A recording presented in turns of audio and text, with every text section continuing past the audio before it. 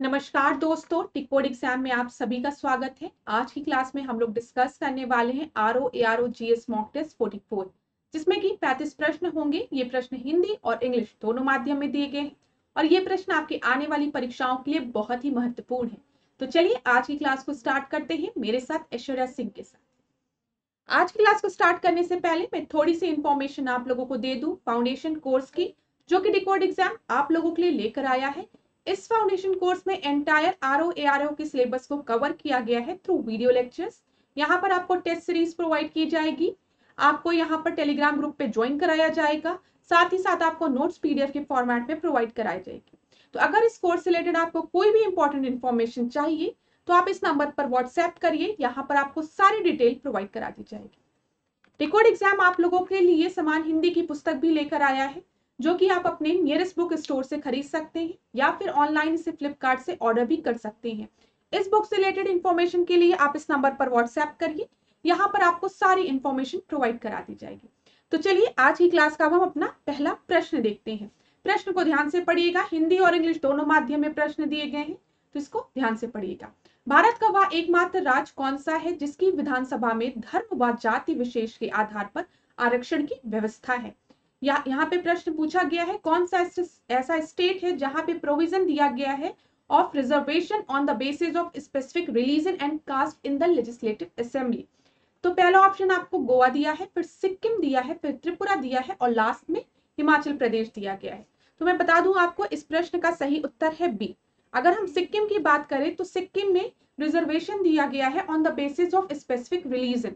Religion के basis पे जो बौद्ध भिक्षुक हैं उनके लिए एक सीट रिजर्व की गई है लेजिस्लेटिव असेंबली में।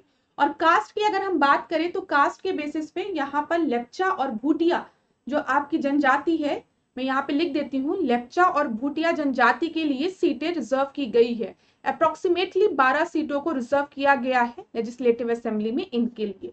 तो पहले प्रश्न का जो सही उत्तर है वो क्या है, बी है। अगला प्रश्न हम देखते हैं। अगला प्रश्न है, निम्नलिखित घटनाओं को उनके सही क्रम में व्यवस्थित कीजिए। ठीक है, करेक्ट सीक्वेंस की बात की गई है। तो सबसे पहले डेथ ऑफ लाला लाजपत राय है, लाला लाजपत राय की मृत्यु, फिर चौरी चौरा घटना, फिर बारदौली सत्याग्रह, जलियांवाला बाग हत्याकांड। तो चलिए हम देखते हैं इस प्रश्न का सही उत्तर क्या है। जलियांवाला बाग हत्याकांड की अगर हम बात करें तो ये 1919 में हुआ था अप्रैल में। इसके पहले याद करिए रॉलेट एक्ट आया था 1919 में, फिर जलियांवाला बाग हत्याकांड हुआ था, फिर 1920 में आपका नॉन कॉर्पोरेशन मूवमेंट स्टार्ट हुआ था, जिसको कि हम असहयोग आंदोलन कहते हैं। दिमाग में एक सीक्वेंस बना के रखिए, रॉलेट एक्ट, फिर जलियांवाला बाग कांड, फिर क्या हुआ था आपका नॉन कॉर्पोरेशन मूवमेंट, असहयोग आंदोलन 1920। असहयोग आंदोलन को गांधी जी ने वापस ले लिया था, किस वजह से, क्योंकि चौरी चौरा घटना घट गई थी। और ये कब हुआ था, 4 या 5 फरवरी 1922 को। इस समय जो असहयोग आंदोलन था उसको महात्मा गांधी ने वापस ले लिया। इसके बाद आपका अगर हम यहाँ पर देखिए तो बरदौली सत्याग्रह 1928 में हुआ है, जिसको कि लीड किसने किया था, प्रिसाइड किसने किया था अगर आपसे पूछे तो सरदार वल्लभ भाई पटेल ने। और लाला लाजपत राय की मृत्यु की बात करें तो लाला लाजपत राय की मृत्यु जो है 1928 में आखिरी के मंथ में हुई थी। तो ये नवंबर 1928 के समय इनकी मृत्यु हुई थी।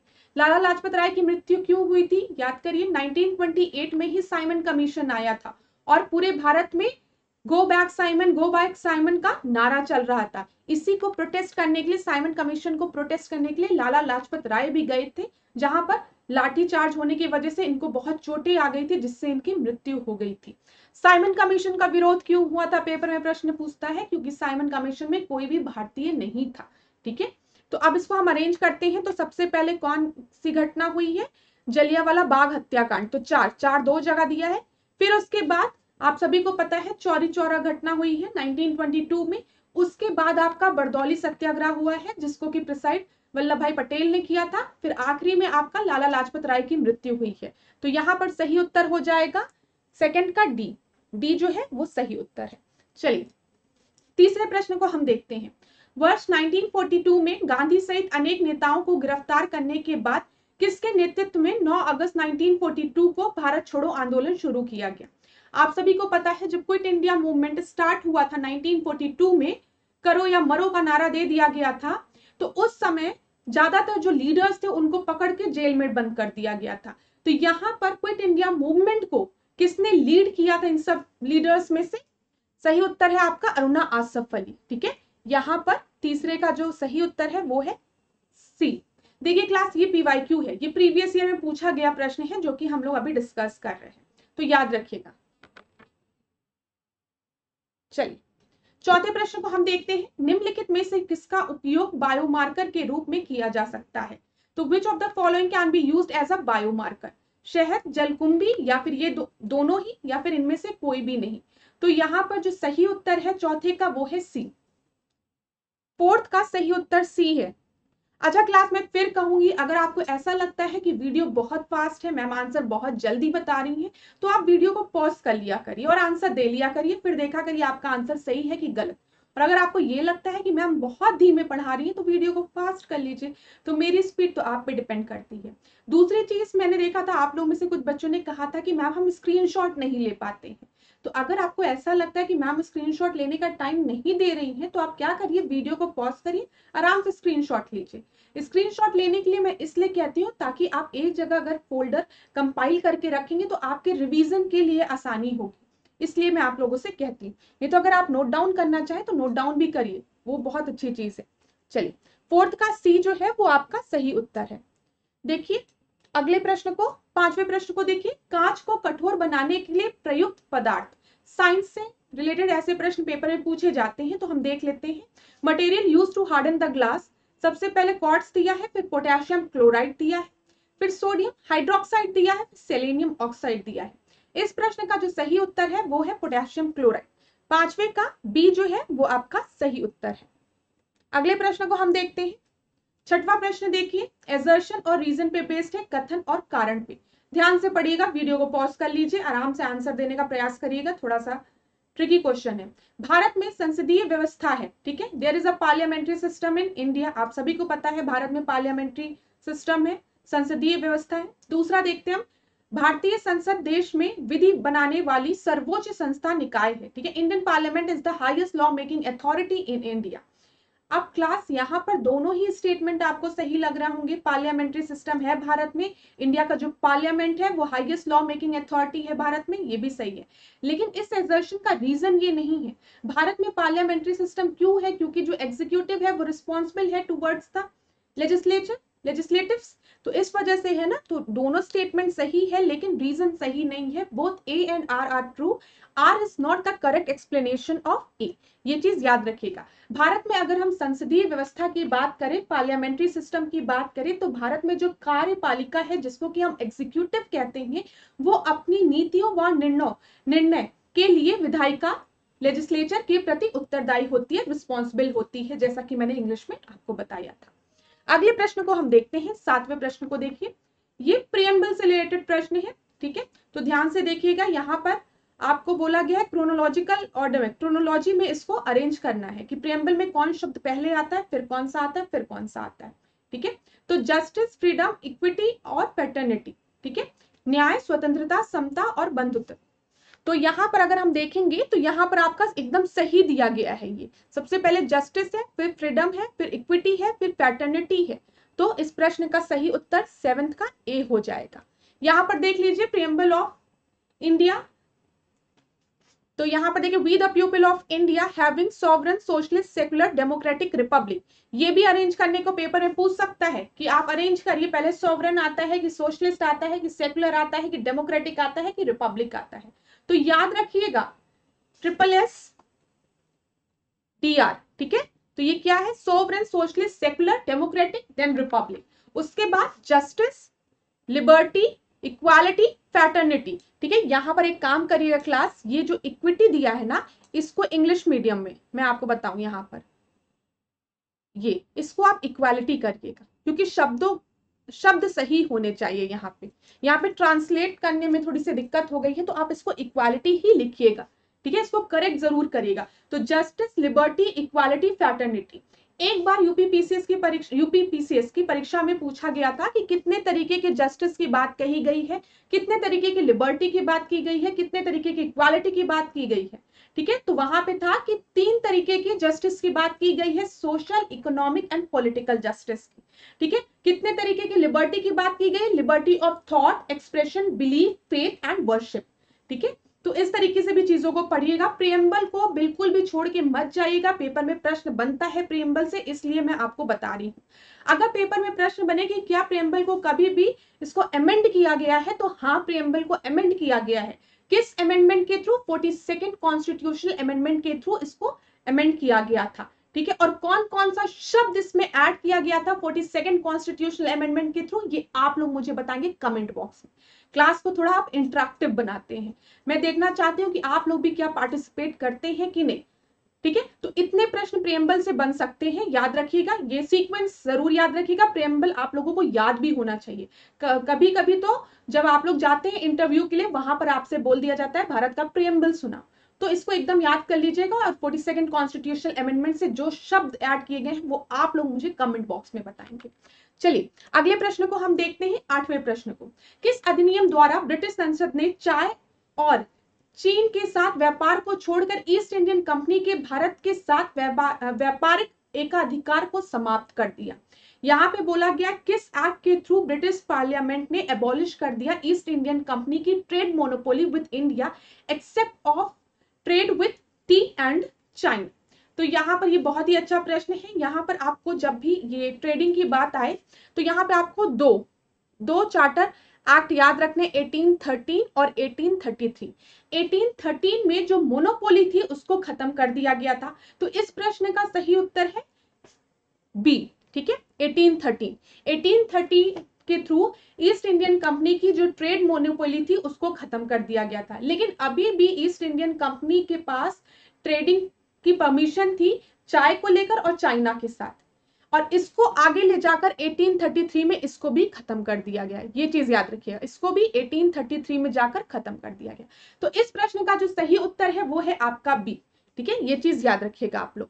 देखिए यहाँ पर 1833 के चार्टर अधिनियम द्वारा कंपनी के समस्त व्यापारिक कार्य समाप्त कर दिए गए। जो थोड़ा बहुत एक्सेप्शन जो दिया गया था कि आप चाइना के साथ ट्रेड कर सकते हैं या फिर आप चाय की पत्ती का ट्रेड कर सकते हैं, उसको भी आगे चलकर खत्म कर दिया गया, और भविष्य में कंपनी को केवल राजनीतिक कार्य करने की ही अनुमति दी गई। ये चीज याद रखिएगा। तो पेपर में प्रश्न 1813 से भी पूछ सकता है, 1833 से भी पूछ सकता है, और पूछा गया है, तो इसमें कंफ्यूज मत होइएगा। अगर आप चाहें तो वीडियो को पॉज कर लीजिए और इस पूरे व्याख्या को पढ़ लीजिए एक बार वीडियो को पॉज करके, तो चीजें क्लियर हो जाएगी। 9th प्रश्न को देखते हैं, मौसमी घटनाक्रम के अध्ययन को क्या कहते हैं? What is the study of seasonal phenomena called? तो सबसे पहले आपको फ्रेनोलॉजी दिया है, फिर फिनोलॉजी दिया है, फिर मेट्रोलॉजी दिया है, फिर क्लाइमेटोलॉजी दिया है। तो मैं आपको बता दूं, सीजनल फिनोमेना की जो स्टडी होती है उसको फेनोलॉजी कहते हैं। 9th का बी जो है वो आपका सही उत्तर है। 10वां प्रश्न हम देखते हैं, निम्नलिखित को पश्चिम से पूर्व की ओर सही क्रम में व्यवस्थित कीजिए। तो यहाँ पर देख लीजिए, इसको मैप के थ्रू मैं आपको बताऊंगी। तो मैप के थ्रू अगर हम लोग यहाँ पर देखें, ये देखिए यहाँ पर सबसे पहले क्या है, माली है, ठीक है, फिर नाइजर है, फिर चाड है, फिर सूडान है, फिर इरिट्रिया है, दिख रहा है आपको, और इधर ही आपका बर्किनो फासो है, फिर इधर नाइजीरिया है। ये सब जो आपके हैं ये आपके सहारा वाले रीजन है, इसको सहेल रीजन भी कहते हैं। मैप में देखिए ध्यान से। अब हम इसके आंसर को देखते हैं। अगर तो सबसे पहले आप सभी को पता है माली था, ठीक है, उसके बाद बर्किना फासो था, ठीक है, फिर उसके बाद चाड था, और फिर आखिरी में सूडान था। एक बार फिर देखिए मैप में, मैप के थ्रू ही ये सब चीजें याद रहेगी। कभी ऐसे याद करने मत बैठना कि मैम ने बताया तो रट लिया, नहीं, कभी नहीं याद रहेगा, पेपर में भूल जाएगा। जब तक आप इसको मैप में नहीं देखेंगे, अपने माइंड में लोकेशन को लोकेट नहीं करेंगे, चीजें नहीं याद रहेगी, ठीक है। तो 10th का सही उत्तर क्या है? सी आपका सही उत्तर है। अगर आप चाहें तो इसका स्क्रीनशॉट ले लीजिए, क्योंकि यहां से भी पेपर में प्रश्न बनता है, PYQ है ये भी आपका, ठीक है, प्रीवियस ईयर का क्वेश्चन है। अब पेपर को थोड़ा डिफिकल्ट करने के लिए इस तरीके का प्रश्न दे देते हैं, नॉर्थ टू साउथ अरेंज करिए, ईस्ट टू वेस्ट अरेंज करिए रीजंस को, ठीक है। अगला प्रश्न हम देखते हैं, 11वां प्रश्न। यहाँ पे कुछ इंस्टीट्यूट दिए हैं और उनके एस्टैब्लिशमेंट ईयर दिए हैं। लास्ट क्लास में भी मैंने आपको बताया था, संस्थाएं दी रहती हैं पेपर में, उनका एस्टैब्लिशमेंट ईयर दिया रहता है, स्थापना वर्ष दिया रहता है, या फिर उनसे रिलेटेड जो लीडर्स हैं उनके नाम दिए रहते हैं। और मैच द कॉलम सुमेलित करने को ही ज्यादातर यहाँ से प्रश्न बनते हैं, या फिर आपसे पूछ लिया जाता है इनमें से कौन सा नहीं सही सुमेलित नहीं है, ठीक है। और डिफिकल्ट बनाना होगा तो ये दे देगा, नहीं सुमेलित है, कौन सा सही नहीं सुमेलित है, ठीक है। मैच द कॉलम होता है तो बच्चों को एक भी आंसर पता रहता है तो वो सही आंसर पे आ जाते हैं, निकाल लेते हैं हम लोग सही आंसर। लेकिन डिफिकल्टी तब होती है जब आपको एकदम मैच दिया रहता है और पूछा जाता है कौन सा करेक्टली मैच नहीं है। तो चलिए हम देखते हुए चलते हैं। अगर हम अभिनव भारत संस्था की बात करें तो इसका गठन 1904 में हुआ था, और आपको पता है अभिनव भारत की बात हो रही है तो यहाँ पर वीडी सावरकर की बात होती है। तो डी का थर्ड हम देखें तो यहाँ पे 2 जगह दिया गया है, ठीक है। सोशल सर्विस लीग की अगर हम बात करें तो इसका गठन कब हुआ है, और इंडियन सोशल कॉन्फ्रेंस की बात करें तो इंडियन सोशल कॉन्फ्रेंस का तो गठन 1887 में हुआ है। तो बी का सेकंड देखते हैं, बी का सेकंड आपका 2 जगह दिया गया है, ठीक है। फिर शारदा सदन की अगर हम बात करें तो इसका गठन कब हुआ है, 1889 में हुआ है, 1889 में। तो सी का फोर्थ ये रहा, और यहां पर आपका हो गया सोशल सर्विस लीग 911। तो सही उत्तर हो जाएगा 11वें का सी, 11वें का जो सी है वो आपका सही उत्तर है। इंडियन सोशल कॉन्फ्रेंस की बात करें 1887, याद रखिएगा एमजी राणे का नाम, ठीक है, एमजी मतलब महादेव गोविंद राणे का नाम आप याद रखेंगे। शारदा सदन की अगर हम बात करें तो 1889 रमाबाई का नाम आप याद रखेंगे। अभिनव भारत की बात करें तो 1904 V D Savarkar. Social service league की बात करें 1911 यहाँ पे मल्हार जोशी जी का नाम आप याद रखेंगे। इतनी चीजें ध्यान में रखिएगा, क्लास पेपर में प्रश्न बनता है, एक इंपॉर्टेंट टॉपिक था। 12वां प्रश्न हम देखते हैं। यहाँ पे कोयला खदान दी गई है और राज्य दिया गया है। कोल माइंस मिनरल से रिलेटेड प्रश्न ज्योग्राफी में हर बार, मतलब पेपर में ज्योग्राफी का ये portion mineral related, mines related, ठीक है। ये न्यूक्लियर पावर स्टेशन कहाँ है, हाइड्रो प्रोजेक्ट से रिलेटेड प्रश्न हर बार पूछता है। तो रट डालिए, कैसे भी करके पेपर के पहले एकदम रट डालिए, एक नाम बोला जाए आपको सीधे आंसर पता हो। अगर आपको रटेगा भी नहीं ना, तो अगर आप 10 बार इसको प्रैक्टिस कर लेंगे तो आप ऑप्शंस को एलिमिनेट कर लेंगे। इसीलिए लोग कहते हैं ज्यादा से ज्यादा मॉक टेस्ट लगाइए, पीवाईक्यू सॉल्व करिए, क्योंकि कभी कभी ऐसा होता है कि हमको रटा नहीं होता, लेकिन जब हम ऑप्शंस देखते हैं तो हम एलिमिनेट कर लेते हैं। तो चलिए इस प्रश्न को हम सॉल्व करते हैं। सबसे पहले विश्रामपुर दिया गया है, तो विश्रामपुर कहाँ पर है, इसको चलते हैं सॉल्व करते हैं। विश्रामपुर की अगर हम बात करें तो ये छत्तीसगढ़ में, ठीक है। तो ए का थर्ड 2 जगह दिया गया है, ठीक है। फिर उसके बाद डाल्टनगंज दिया गया है। डाल्टनगंज की अगर हम बात करें तो ये कहां पर है, झारखंड में है, ठीक है। बी का फोर्थ, वैसे हम लोगों को सही उत्तर मिल गया है लेकिन हम और देख लेते हैं। लगरीन की अगर हम बात करें, ये पूछा गया है, ये पूछा गया है, ठीक है, इसको ध्यान में रखिएगा। लगरीन की अगर हम बात करें तो ये कहां पर है, मेघालय में है। तो सी का फर्स्ट हो गया। और सिंगरैनी की अगर हम बात करें तो ये तेलंगाना में है, डी का सेकंड। तो सही उत्तर क्या हो जाएगा 12वें का सही उत्तर है बी, ठीक है। इतनी चीजें याद रखिएगा। अब छत्तीसगढ़ के कुछ और कोयला क्षेत्र हम देख लेते हैं, जैसे कोरबा, कोरबा याद रखिए। अच्छा, आपसे पूछा जा सकता है कोरबा किस नदी बेसिन क्षेत्र में स्थित है, तो याद रखिएगा हसदेव नदी बेसिन में स्थित है कोरबा। कि ये एक इंपॉर्टेंट पॉइंट है, अगर पेपर में इस क्वेश्चन को और डिफिकल्ट बनाना होगा तो ये पूछ लेगा कि कोरबा किस नदी बेसिन क्षेत्र में स्थित है, तो हसदेव याद रखिएगा। फिर इसके बाद आप याद रखिएगा हसदो अरण, ठीक है, ये भी पूछा गया हसदो वाला। तातापानी पूछा गया है, ठीक है, विश्रामपुर अभी हमने देखा, और बिलासपुर, ये सारे नाम आप याद रखेंगे। ये सारे कोयला क्षेत्र हैं कहां पर, छत्तीसगढ़ में। बिल्कुल भी भूलने का गलती मत करिएगा, पेपर में कभी कभी ऐसा पूछ लेता है कि पूछ लेता कोरबा कहाँ है, छत्तीसगढ़ में, ऐसे भी पूछ लेगा, ठीक है। अभी देखा आपने एक प्रश्न जो हमने डिस्कस किया है। झारखंड कोयला क्षेत्र की अगर हम बात करें तो झरिया सभी को पता है, झरिया कहाँ पर है, झारखंड में है, ठीक है। रामगढ़ याद रखिएगा, बोकारो याद रखिएगा, धनबाद सभी को पता है, कर्णपुरा याद रखिएगा, चंद्रपुरा याद रखिएगा, और राजमहल, ये सारे इंपॉर्टेंट चीजें हैं। स्क्रीनशॉट ले लीजिए, वीडियो को पॉज करिए, आराम से स्क्रीनशॉट लीजिए, 2-3 बार रिवाइज करिएगा, याद हो जाएगा।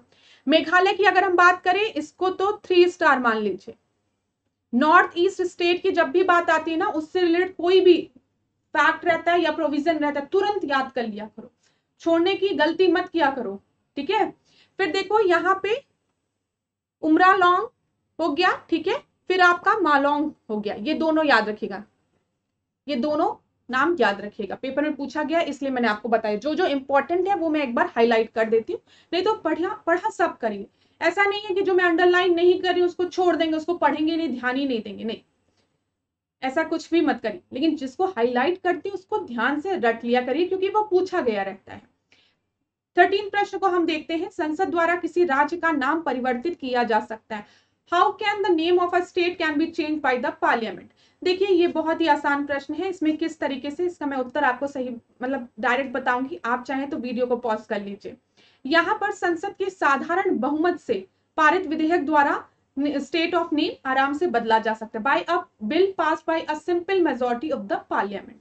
सिंपल मेजोरिटी की जरूरत होती है, तो 13 का आपका सही उत्तर जो है वो है ए।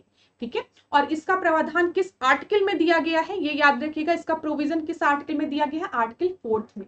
ठीक है, देखिए क्या लिखा है, संविधान के अनुच्छेद 4 में यह प्रावधान किया गया है कि नए राज्यों के प्रवेश या गठन और नए राज्यों के निर्माण एवं क्षेत्रों, सीमाओं या मौजूदा राज्यों के नामों में परिवर्तन को अनुच्छेद 368 के तहत संविधान के संशोधन के रूप में नहीं माना जाएगा। ये चीज याद रखिएगा, ये लाइन बहुत जरूरी है। पेपर में एक बार प्रश्न ये भी पूछा गया था कि क्या मतलब आर्टिकल 368 के थ्रू कॉन्स्टिट्यूशनल अमेंडमेंट के थ्रू ये होता है, तो बिल्कुल भी नहीं होता है।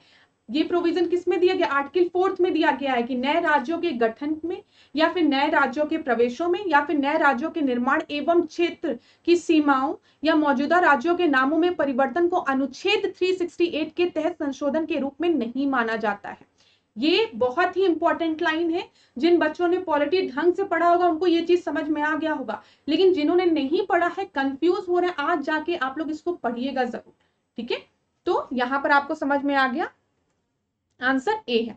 चलिए 14 प्रश्न को हम देखते हैं। 14 को देखिए, लोकसभा में सीटों की संख्या के आधार पर निम्नलिखित राज्यों को सीटों की घटती संख्या के क्रम में व्यवस्थित कीजिए। देखिए यहाँ पर डिक्रीजिंग नंबर में number of seats in Lok Sabha आपको अरेंज करना है।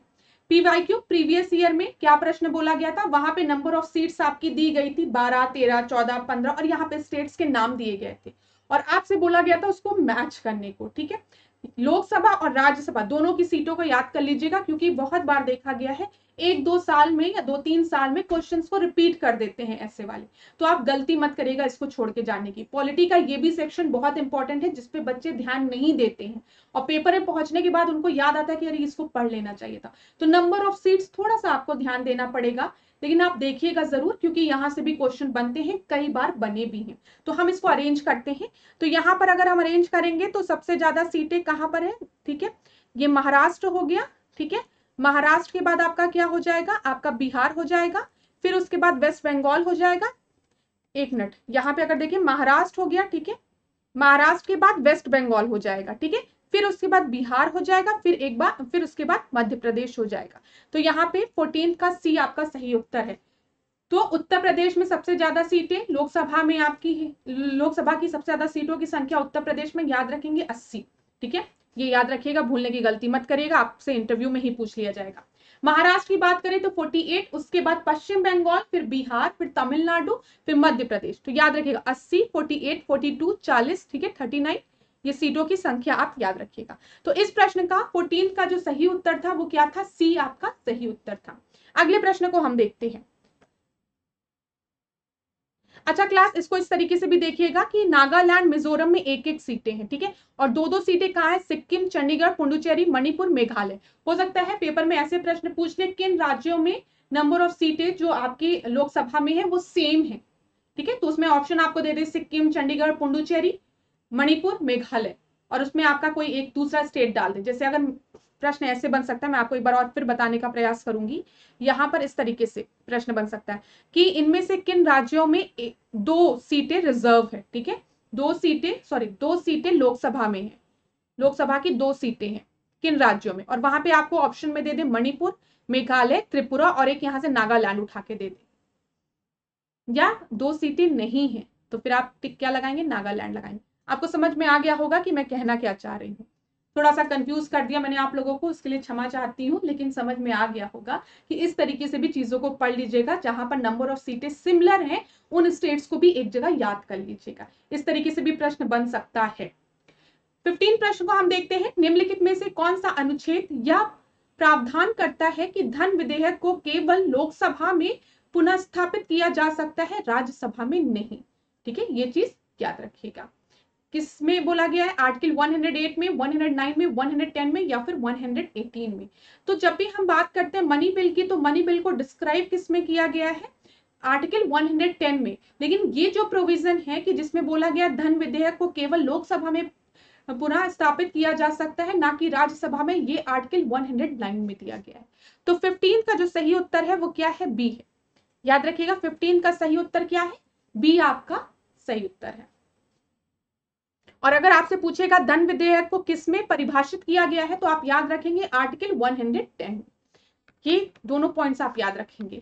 अब विशाखावाद की बात करें, हम विशाखा केस की बात करें, तो विशाखा केस किस चीज से रिलेटेड है? Creamy layer for the OBC, protection of the working women from the sexual harassment at the work place, कार्यस्थल पर यौन उत्पीड़न से कामकाजी महिलाओं का संरक्षण, या फिर विदेश यात्रा का अधिकार दैहिक स्वतंत्रता का भाग है, right to travel abroad is a part of daily freedom. फिर संविधान के मूल ढांचे के सिद्धांत का प्रतिपादन, the rendering of the principle of the basic structure of the constitution. आप सभी को पता है विशाखा केस या विशाखा गाइडलाइन जो है वो किस चीज से रिलेटेड है? Protection of women from the sexual harassment at the work place. ठीक है, यहाँ पर बी जो है आपका सही उत्तर है। ये एक आसान प्रश्न था, अगर किसी ने भी ध्यान से पढ़ा होगा तो विशाखा गाइडलाइन बहुत ही कॉमन है। ठीक है, 16वें का बी जो है वो आपका सही उत्तर है। 17 प्रश्न को अब हम देखते हैं। संयुक्त राष्ट्र संघ द्वारा इकोसिस्टम रिस्टोरेशन का संयुक्त राष्ट्र दशक किस दशक को घोषित किया गया है? Which decade was declared by the United Nations as a United Nation Decade of Ecosystem Restoration? तो यहाँ पर जो सही उत्तर आपका है वो जानते हैं क्या है? 17 का डी जो है वो सही उत्तर है। 2021 से 2030 का ये जो डिकेड है ना, उसको क्या डिक्लेयर किया गया है? United Nation decade of ecosystem restoration. Ecosystem restoration पे फोकस किया गया है। तो यहाँ पर जैसा मैंने बताया डी आपका सही उत्तर है। यहाँ पर कुछ और डिकेड्स देख लीजिए, हो सकता है कभी मैच द कॉलम के फॉर्म में प्रश्न पूछ ले। 2010 से जो 2020 का ये जो टाइम फेज था उसको United Nation decade for the desert and fight against the desertification इसका मेन थीम था। 2011 से 20 वाला जो था a decade of the action for the road safety. ठीक है, और यहाँ पर याद रखिए 2014 से 24 सभी के लिए सतत ऊर्जा दशक की बात कही गई है। 18वें प्रश्न को अब हम देखते हैं। क्या बोला गया है कि मोस्ट स्टेबल इकोलॉजिकल सिस्टम कौन सा है? सर्वाधिक स्थायी पारिस्थितिक तंत्र कौन सा है? ठीक है, डेजर्ट है, माउंटेन है, ओशन है या फिर फॉरेस्ट है? ये भी एक पूछा गया प्रश्न है। अगर हम सबसे स्टेबल इकोलॉजिकल सिस्टम की बात करें, इकोसिस्टम की बात करें सबसे स्टेबल, तो सबसे स्टेबल इकोसिस्टम आपका ओशियन होता है, महासागर होता है, एक्वेटिक होता है। ठीक है, तो यहाँ पर आपका सी जो है 18 का वो एकदम सही उत्तर है। चलिए 19 प्रश्न को अब हम देखते हैं। यहाँ पे भी कथन कारण पे बेस्ड प्रश्न है, एजर्शन रीजन पे। Indian economy is a mixed economy. ठीक है, in Indian economy there is the coexistence of public and private sector. भारतीय अर्थव्यवस्था मिश्रित अर्थव्यवस्था है। भारतीय अर्थव्यवस्था में सार्वजनिक व निजी क्षेत्र का सह-अस्तित्व है। तो आपको दिख रहा होगा कि एजर्शन रीजन एजर्शन को सपोर्ट कर रहा है। तो आप सभी को पता है मिक्स्ड इकोनॉमी है। ठीक है, यहाँ पर हम बात करते हैं पब्लिक सेक्टर की, प्राइवेट सेक्टर की, एग्रीकल्चर की हम बात करते हैं। ठीक है, तो यहाँ पर आपका सही उत्तर हो जाएगा both A and R are true and R is the correct explanation of A. तो 19 का ए जो है वो आपका बिल्कुल सही है। 20 क्वेश्चन को अब हम देखते हैं, 20वें प्रश्न को। यहाँ पर आपको दिख रहा होगा जितने भी आर्टिकल्स दिए गए हैं, अनुच्छेद दिए गए हैं, वो किससे रिलेटेड है? गवर्नर से रिलेटेड है, राज्यपाल से रिलेटेड है, और बहुत ही क्लोज ऑप्शंस दिए गए हैं, तो इसको ध्यान से करने का प्रयास करिएगा। देखिए हम आर्टिकल 153 की बात करते हैं, तो यहाँ पर क्या दिया गया है? यहाँ पर ऑफिस ऑफ गवर्नर की बात कही गई है। ठीक है, तो ऑफिस ऑफ गवर्नर। जब हम बात करते हैं 155 में अपॉइंटमेंट ऑफ गवर्नर की बात की गई है। 156 की बात करें तो गवर्नर के टर्म की बात की गई है, राज्यपाल के कार्यालय की बात की गई है, और 154 की अगर हम बात करें तो यहाँ पर आपके एग्जीक्यूटिव पावर ऑफ गवर्नर की बात की गई है। तो ए का थर्ड तो आपका इसी ऑप्शन में दिया गया। तो ये तो एक बहुत ही आसान प्रश्न है। यहाँ पर जो आपको ऑप्शन दिए गए हैं वो बहुत आसान दे दिए गए थे। क्वेश्चन डिफिकल्ट बन सकता था, लोग कंफ्यूज हो सकते थे, लेकिन यहाँ पर ऑप्शन आसान दे दिया। अगर किसी को भी पता है 153 आर्टिकल में गवर्नर के ऑफिस की बात की गई है तो बहुत आराम से इस प्रश्न को सॉल्व कर सकता है। तो देखिए कितनी आसानी से सॉल्व हो गया। 20वें का डी जो है वो आपका सही उत्तर है। 153 में गवर्नर ऑफ स्टेट की बात की गई है, राज्यों के राज्यपाल की बात की गई। 154 में एग्जीक्यूटिव पावर की बात की गई है, कार्यपालिका शक्ति की बात की गई। 155 में अपॉइंटमेंट ऑफ गवर्नर की बात कही गई, और 156 में राज्यपाल की पदावधि की बात की गई है। चलिए 21 क्वेश्चन को देखते हैं। यहाँ पर न्यूज लेटर दिए गए हैं, बुक्स दिए गए हैं, ऑथर और एडिटर दिए गए हैं। सुमेलित करना है इसको, एक एक चीज को लेके चलते हैं। यहाँ पे सबसे इजी जो मुझे दिख रहा है ना, मैं आपको बताऊं, फ्री हिंदुस्तान दिख रहा है। फ्री हिंदुस्तान कई बार पूछा गया है, ठीक है। फ्री हिंदुस्तान के लेखक आपके कौन थे? तारकनाथ थे, ठीक है। तो बी का थर्ड, वाओ, इन्होंने भी 3 जगह बी का थर्ड दिया, तो स्मार्ट वर्क नहीं काम किया, अभी और देखना पड़ेगा। सावित्री की बात करें तो सावित्री किसने लिखी है? अरविंद घोष ने लिखी है। सी के सेकंड से काम बन गया हमारा, तो हम सही आंसर पर आ गए। लेकिन और ऑप्शंस को हम लोग देखते हैं क्योंकि इंपॉर्टेंट है। कॉमरेड की अगर हम बात करें तो ये मोहम्मद अली द्वारा लिखा गया है, मोहम्मद अली जिन्ना द्वारा लिखा गया है। तो ये आपका कितना हो गया? डी का फर्स्ट और ए का फोर्थ, तो बी आपका सही उत्तर है, ठीक है। बंग ए दरा की अगर हम बात करें तो ये किसके द्वारा लिखा गया है? ये आपका मोहम्मद इकबाल द्वारा लिखा गया है। तो बुक्स और एडिटर के नाम आप याद रखेंगे। तो यहाँ पर सही उत्तर क्या था? 21वें का बी जो था वो सही उत्तर था। 22वें प्रश्न को देखिए, थोड़ा बड़ा है, वीडियो को पॉज करिए, आंसर देने का प्रयास करिए। सेना की कार्यकुशलता को पूर्ण रूप से बनाए रखने के लिए किस मुगल सम्राट ने दाहबस्ती का नियम बनाया था, जिसके अनुसार प्रत्येक सैनिक के लिए 2 घोड़े रखना अनिवार्य था? तो रूल ऑफ दाहबस्ती की बात की गई है, और ये किस मुगल एम्परर ने इस रूल को बनाया था जिसमें कि प्रत्येक सैनिक के पास 2 घोड़े होना अनिवार्य था, कंपलसरी था? शेरशाह सूरी, हुमायूं, अकबर या फिर जहांगीर? तो मैं आपको बता दूं, ये प्रथा किसके द्वारा चलाई गई थी? अकबर द्वारा चलाई गई थी। तो हो सकता है पेपर में डायरेक्टली इस तरीके से पूछ ले, या फिर पूछ ले आपसे कि रूल ऑफ दाहबस्ती जो है, दाहबस्ती का जो नियम है वो क्या था? तो याद रखिएगा, दाहबस्ती के नियम के अनुसार प्रत्येक सैनिक के पास 2 घोड़े रखना अनिवार्य था। तो 22वें का जो सी है वो आपका सही उत्तर है। 23वें को अब हम देखते हैं। 23वें प्रश्न को, उत्तर प्रदेश में अरहर व चने की खेती मुख्यतः किस क्षेत्र में होती है? ठीक है, अरहर और चने की खेती की बात कही गई है, तो ये किस रीजन में होती है आपकी? अगर आप थोड़ा सा भी देखते हुए चलते होंगे तो यह लिखा है वेस्टर्न उत्तर प्रदेश में, ठीक है, पश्चिमी उत्तर प्रदेश में, तराई रीजन में, आपको पता है तराई रीजन में तो चावल की खेती वेती होती है, बुंदेलखंड रीजन में, या फिर गंगा यमुना दोआब में? तो गंगा यमुना दोआब भी अगर नहीं, यहाँ पे भी आपका थोड़ा दलदली क्षेत्र हो गया, इधर आपका जो तराई रीजन है उधर नहीं, तो यहाँ पे सही उत्तर आपका क्या हो जाएगा? बुंदेलखंड में। बुंदेलखंड रीजन में आपकी अरहर और चने की खेती होती है, ठीक है। उत्तर प्रदेश में अरहर व चने की खेती मुख्यतः बुंदेलखंड रीजन में होती है। इसके अलावा बुंदेलखंड में नींबू, संतरा, हल्दी व अदरक की खेती भी होती है। गेहूं की अगर खेती की हम बात करें, गेहूं की खेती जो है वो मुख्यतः पश्चिमी उत्तर प्रदेश में होती है। चावल मैंने आपको बताया ही, थोड़ा तराई रीजन में होता है, यमुना जमुना जो दोआब है उस रीजन में होता है। गन्ने की खेती भी कहाँ पर होगा? जहां पे पानी होगा थोड़ा ज्यादा, तराई रीजन में, गंगा यमुना दोआब में। जूट की खेती की बात करें तो ये भी तराई क्षेत्र में हो जाएगा, और ये घाघरा सरयू दोआब क्षेत्र में इसकी खेती होती है। चलिए अगला प्रश्न अब हम देखते हैं, 24वां प्रश्न।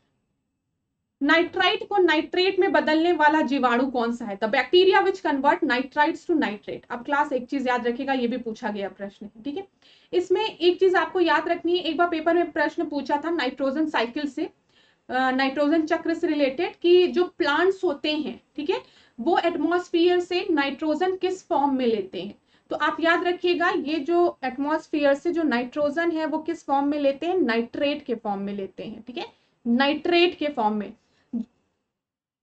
जो एटमॉस्फेयर में जो नाइट्रोजन प्रेजेंट है वो प्लांट्स डायरेक्टली कंज्यूम नहीं कर सकते हैं, वो नाइट्रेट के फॉर्म में नाइट्रोजन को कंज्यूम करते हैं। और नाइट्रेट के फॉर्म में, नाइट्राइट से नाइट्रेट के फॉर्म में कौन सा बैक्टीरिया इसको कन्वर्ट करता है? तो वो है नाइट्रोबैक्टर। डी जो है वो आपका सही उत्तर है।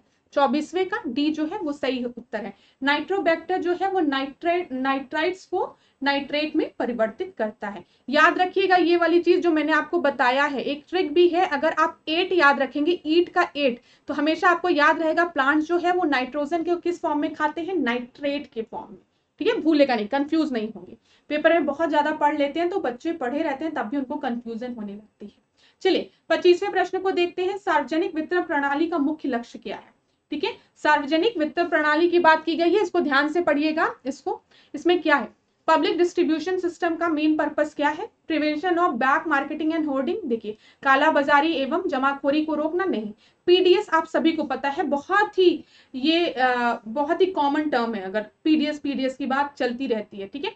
तो यहाँ पर इसका जो सही उत्तर है वो है B, providing food security to the poor. गरीबों को खाद्य सुरक्षा उपलब्ध कराना सार्वजनिक वितरण प्रणाली का मुख्य लक्ष्य है।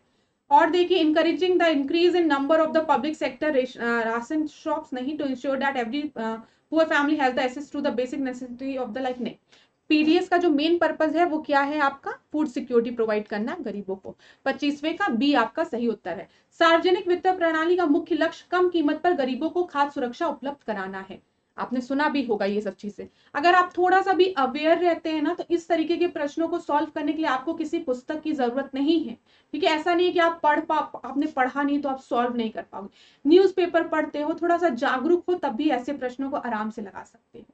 26वें प्रश्न को हम देखते हैं। उत्तर प्रदेश में न्यूनतम जनसंख्या घनत्व वाला जिला कौन सा है? Which is the minimum population density district has the minimum population density in Uttar Pradesh, ठीक है। ये ऐसे देखिए, तो महोबा, चित्रकूट, ललितपुर या फिर सोनभद्र। तो यहाँ पर आपका जो सही उत्तर है वो है सी। 26वें का सी जो है वो आपका सही उत्तर है। उत्तर प्रदेश में न्यूनतम जनसंख्या घनत्व की बात कही गई है, पॉपुलेशन डेंसिटी की बात की गई है, तो सबसे कम ललितपुर में है, फिर सोनभद्र में है, फिर हमीरपुर में है, महोबा में है, फिर चित्रकूट में है, ठीक है। और अगर हम बात करें सबसे ज्यादा घनत्व वाले, तो सबसे ज्यादा घनत्व कहाँ पर है, पॉपुलेशन डेंसिटी कहाँ पर है? गाजियाबाद में है, फिर वाराणसी में है, फिर आपका लखनऊ में। तो गाजियाबाद, बनारस और लखनऊ याद रखिएगा। 27वें प्रश्न को देखते हैं। यहाँ पर क्या दिया गया है? विटामिन दिए गए हैं और उनसे रिलेटेड डिजीजेस। अगर ये विटामिन नहीं होंगे तो कौन सा रोग हो सकता है? तो चलिए इसको देखते हैं। इसमें सबसे आसान ऑप्शंस को हम देखते हैं। जब भी आप इसको देखें तो सबसे आसान ऑप्शन आपको क्या दिख रहा है? Folic acid. फोलिक एसिड की कमी से क्या होता है? एनीमिया होता है, ठीक है, ब्लड की कमी होती है। फोलिक एसिड सी का फोर्थ। अरे वाह, ये तो बहुत ही आसान प्रश्न था। तो यहाँ पर आपका सही उत्तर क्या होगा? 27वें का सी होगा। लेकिन मेरा काम है आपको सब बताना, ठीक है। अब मुझे पता है कि फोलिक एसिड, आप लोग देखो जिसको भी आयरन की डेफिशिएंसी है, ब्लड की कमी है, एनीमिया है, वो जो टैबलेट्स खाते हैं उसके पीछे लिखा रहता है फोलिक एसिड, ठीक है। कैल्सीफेरॉल की अगर हम बात करें तो कैल्सीफेरॉल भी आप सभी को पता है, इसकी कमी से क्या होता है? इसकी कमी से ये ऑस्टियोपोरोसिस आपने सुना होगा। ऑस्टियो मतलब किसी कैल्शियम की कमी, कैल्सी है, कैल्शियम की कमी है। ऑस्टियोपोरोसिस भी एक बीमारी होती है। यहाँ पे ऑस्टियोमेलासिया दिया गया है, ठीक है, तो ये भी बीमारी इस चीज से होती है। यहाँ पे ऑस्टियोपोरोसिस भी दिया रहेगा तो कंफ्यूज मत होइएगा। तो डी का थर्ड हो गया, ठीक है। निकोटीन की अगर हम बात करें तो पेलाग्रा होता है इससे। और पैथोथेनिक एसिड की अगर हम बात करें तो इसकी कमी से क्या होता है? व्हाइटनिंग ऑफ हेयर, बाल सफेद होता है। तो 27वें का सी जो है वो आपका सही उत्तर है। अब क्लास यहाँ पे देख लीजिएगा कि कैल्सीफेरॉल विटामिन डी की बात हो रही है, फोलिक एसिड विटामिन B9 की बात हो रही है, निकोटीन अम्ल विटामिन B3 की बात हो रही है, और पैथोथेनिक अम्ल जो है मतलब वो आपका विटामिन B5 की बात हो रही है। विटामिन से रिलेटेड प्रश्न बनता ही बनता है और बन भी रहा है, हर साल बन रहा है। चाहे पीसीएस की परीक्षा हो, चाहे आरओ की परीक्षा हो, पेपर में प्रश्न बनता है। तो ये वाला पोर्शन बिल्कुल मत छोड़िएगा। विटामिन से रिलेटेड की कमी से कौन सी बीमारी होती है या फिर इनको क्या कहते हैं, ये सब याद कर लीजिएगा। गलत करने की बिल्कुल भी गलती मत करिएगा पेपर में, क्योंकि जो बच्चे कई सालों से पेपर में अपीयर हो रहे हैं वो ऐसे प्रश्नों को कभी गलत नहीं करते हैं।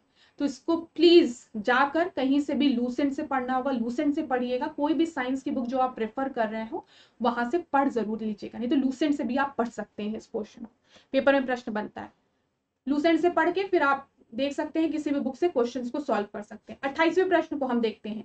निम्नलिखित कथनों पर विचार कीजिए, ठीक है। वीडियो को पॉज करिए और पढ़िए। मानव नेत्र में प्रतिबिंब का निर्माण रेटिना पे होता है। Reflection in the human I is formed on the retina, ठीक है। फिर नेत्र में प्रवेश करने वाला प्रकाश का अपवर्तन कॉर्निया पर होता है। जो रिफ्रैक्शन होता है लाइट में आफ्टर एंटरिंग द आइस, वो कॉर्निया में होता है। पुतली नेत्र में प्रवेश करने वाले प्रकाश की मात्रा को विनियमित व नियंत्रित करती है, ठीक है। जो people regulate and control the amount of light entering the ice. यहाँ पे जो तीनों स्टेटमेंट है वो बिल्कुल सही है। 28वें का जो सही उत्तर है वो डी है, ठीक है। डी जो है वो एकदम सही है। मानव नेत्र एक कैमरे की भांति व्यवहार करता है। इसकी लेंस प्रणाली एक प्रकाश संवेदी पटल पर प्रतिबिंब का निर्माण करती है। इस स्क्रीन को रेटिना कहते हैं। एक बार पेपर में ये ही प्रश्न पूछा था और ऐसे दिया था कि मानव नेत्र में कैमरे की भांति क्या व्यवहार करता है, मतलब कौन सा ऐसा पार्ट है ह्यूमन आई का जो कि कैमरे की तरह बिहेव करता है, तो वो रेटिना उसका प्रश्न, उसका उत्तर था।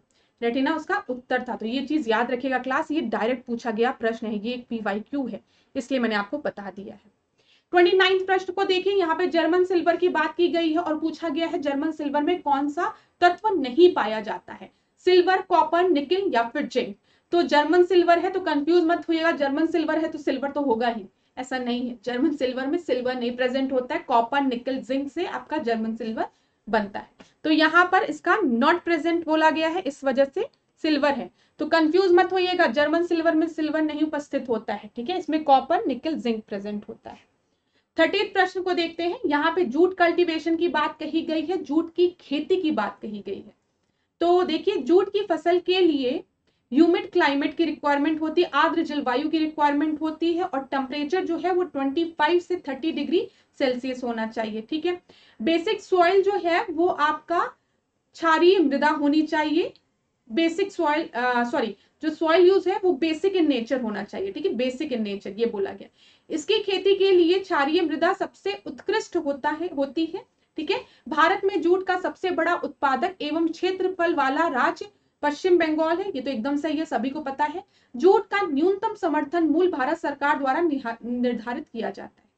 तो यहाँ पर क्लास जो आपका नॉट करेक्ट बोला गया है, तो नॉट करेक्ट कौन सा है मैं आपको बता दूं, 30 का बी जो है, basic soil is the most suitable element for the cultivation. जो क्षारीय मृदा की जरूरत नहीं होती है, इसको अम्लीय मृदा की जरूरत होती है, ठीक है, ये चीज याद रखिएगा। जूट की खेती के लिए अम्लीय मृदा जो होती है वो सर्वथा उपयुक्त होती है, मेनली यूज होती है, ठीक है, ये चीज आप याद रखिएगा, यही था। और जो टेम्परेचर दिया था वो तो एकदम सही दिया था, में कोई दिक्कत नहीं थी। चलिए यहाँ पे एक चीज और, जो जूट है उसको गोल्डन फाइबर भी कहा जाता है। तो पेपर में हो सकता है कभी आपसे पूछ ले गोल्डन फाइबर किसको कहा जाता है। 31 प्रश्न को देखते हैं। यहाँ पे वंश दिए गए हैं और शासक दिए गए हैं। वंश देखिए, इसमें कौन सा आपका गलत है, नॉट करेक्टली मैच्ड बोला गया है, ठीक है। तो नॉट करेक्टली मैच्ड अगर हम देखें तो सातवाहन के सामने अग्निमित्र दिया गया है, ये आपका गलत है। 31 का जो सही उत्तर है वो क्या है, डी है। डी क्यों है, क्योंकि अगर हम अग्निमित्र की बात करेंगे तो अग्निमित्र सातवाहन रूलर नहीं था, अग्निमित्र जो था वो सुंग वंश से बिलोंग करता था, ठीक है। और जो आपके ऑप्शंस दिए गए हैं वो एकदम सही दिए गए हैं। तो इस तरीके के भी प्रश्न पेपर में पूछे गए हैं। 32 प्रश्न को हम देखते हैं। सुंग वंश की बात की गई है और देखते हैं सुंग वंश से रिलेटेड कौन कौन से स्टेटमेंट दिए गए हैं। इसमें बोला गया विच of the following statement is true. ध्यान दीजिएगा क्लास, यहाँ पे सही पूछा गया, गलत नहीं पूछा गया है। तो चलिए, सुंग dynasty was founded in 2050 AD। The capital of सुंग इज उज्जैन, उज्जैन इनका कैपिटल था, दिया गया है। फिर पुष्यमित्र सुंग के बारे में लिखा है, the information about the Pushyamitra Sunga is obtain from its Ayodhya inscription which is related to the governor Dhandev. तो यहाँ पर देखते हैं पुष्यमित्र सुंग के विषय में जानकारी इसके अयोध्या अभिलेख से प्राप्त होती है जो इसके राजपाल धनदेव से संबंधित है। तो यहाँ पर सही उत्तर जो है वो आपका केवल 3 है, सी जो है वो आपका सही उत्तर है। देखिए जो कैपिटल था सुंग वंश का वो उज्जैन नहीं था, वो पाटलिपुत्र था, ठीक है, ये याद रखिएगा। इनकी जो राजधानी थी वो पाटलिपुत्र थी। और सुंग वंश आपका 250 AD में नहीं था, ये 155 से 73 AD के बीच में था। और अगर सुंग वंश की बात हम करें तो सुंग वंश के विषय में जानकारी हमें अयोध्या अभिलेख से मिलती है, ठीक है। और अयोध्या अभिलेख किसने लिखा है, ये देखिए यहाँ पे लिखा पुष्यमित्र सुंग के विषय में जानकारी अयोध्या अभिलेख से प्राप्त होती है जो कि इसके राजपाल धनदेव से संबंधित है। ये भी एक PYQ है, पूछा गया है कि अयोध्या इंस्क्रिप्शन किससे रिलेटेड है, पुष्यमित्र सुंग से रिलेटेड है, ठीक है। चलिए 33वें प्रश्न को देखते हैं, एक आसान प्रश्न है। मारुत वायु का देवता, इंद्र वनस्पति का देवता, सोम जो है वर्षा का देवता, वरुण जो है वो जल का देवता। इसमें पूछा गया है करेक्ट कौन सा है, तो आप सभी को पता है जब भी हम वरुण देवता की बात करते हैं तो वो जल के देवता है, ठीक है। 33वें का डी जो है वो सही उत्तर है। इंद्र की बात करें तो वर्षा के देवता माना जाता है, वरुण को जल का देवता माना जाता है, मारुति को आंधी का देवता माना जाता है, सोम को वनस्पति का देवता माना जाता है। तो ये चीज याद रखिएगा आप लोग। चलिए 34 प्रश्न को हम देखते हैं। यहाँ पे भी सुमेलित करने को दिया है, सूची 1 दी गई है, सूची 2 दी गई, ठीक है। तो इसको मैच करते हैं हम लोग। तो अगर हम बागौर की बात करें तो बागौर कहां पर है? मद्रास में। नहीं, बागौर, सॉरी क्लास, बागौर जो है वो आपका राजस्थान में है। तो ए का आपका क्या हो जाएगा? फोर्थ हो जाएगा। ठीक है। महदहा की बात करें तो ये तो प्रतापगढ़ में है। पेपर में प्रश्न पूछा था एक बार, महदहा कहां पर है? तो उत्तर प्रदेश में, वहां पे स्टेट पूछा था, लेकिन यहाँ पर आपका देखिए प्रतापगढ़ दिया गया है। तो ये आपका सी का फर्स्ट हो जाएगा। सी का फर्स्ट 2 जगह दिया गया है, ए का फोर्थ 1 जगह दिया गया है। और हम देख लेते हैं, अगर हम बात करें लंग नाच की बात करें तो ये कहां पर है? ये आपका है गुजरात में। ठीक है, गुजरात में। तो बी का सेकंड हो गया। और फिर बचा डी। डी वादम, वादम दुराई की अगर हम बात करें तो देखो लग भी रहा है, वादम दुराई, मदुराई। ठीक है, वादम मदुराई, कुछ भी करके मदुराई लिखा हुआ है ना, तो ये थोड़ा साउथ का हो गया, तो मद्रास ऐसे भी आप कर सकते हो। थोड़ा सा आप लोगों को लगता होगा कि मैम आप क्या बोल रही हैं, लेकिन मैं सच बताऊं यही स्मार्ट वर्क आपके पेपर में काम आता है। यही 1-2 क्वेश्चंस का जो मार्जिन क्रिएट करता है, जो बच्चे 1 नंबर से रह जाते हैं इतना हार्ड वर्क करने के बाद, उनके साथ थोड़ा सा स्मार्ट वर्क, थोड़ा सा लाइफ को इजी लीजिए। ठीक है, चीजों को जब पीवाईक्यूज लगाइए, मॉक टेस्ट देने बैठिए, तो इस तरीके से भी सोचिए कि क्या मैं एलिमिनेट कर सकता हूँ अपने गेस वर्क से। ये बहुत काम करता है पेपर में। तो इस तरीके से प्रश्नों को सोचना शुरू कर दीजिए। जैसे मदुराई दिया है, इधर थोड़ा साउथ का ही होगा, मद्रास हो गया, तो आप मद्रास लगा सकते हो। तो देखिए अगर डी का हमें थर्ड पता हो तो हम 2 ऑप्शंस बी और सी कर सकते हैं। यहाँ पे एक आपका हो गया। महदहा आप सभी को पता है प्रतापगढ़ में है, आराम से किया जा सकता है इस प्रश्न को। चलिए आज की क्लास के आखिरी प्रश्न को हम देखते हैं, 35वें प्रश्न को। पर्यावरण पर्यावरण वन एवं जलवायु परिवर्तन मंत्रालय द्वारा इंडिया कूलिंग एक्शन प्लान किस वर्ष लॉन्च किया गया था? ठीक है, in which year Indian cooling action plan was launch by the ministry of environment, forest and climate change? 2017, 18, 19, 20 कब लॉन्च किया गया था? 2020 में। डी जो है वो आपका सही उत्तर है। 35वें का, ओहो सॉरी, 35वें का 2019 सही उत्तर है। इसको सही कर लीजिए। 1 मिनट, यहाँ पर जो आपका सही उत्तर है वो क्या है? यहाँ पर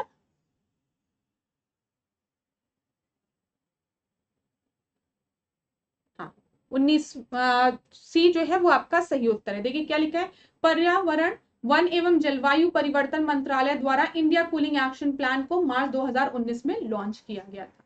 ठीक है, यहाँ पर इसका मेन उद्देश्य क्या था? पर्यावरण और सामाजिक आर्थिक लाभों को हासिल करने के लिए कार्यों में तालमेल का प्रयास करना।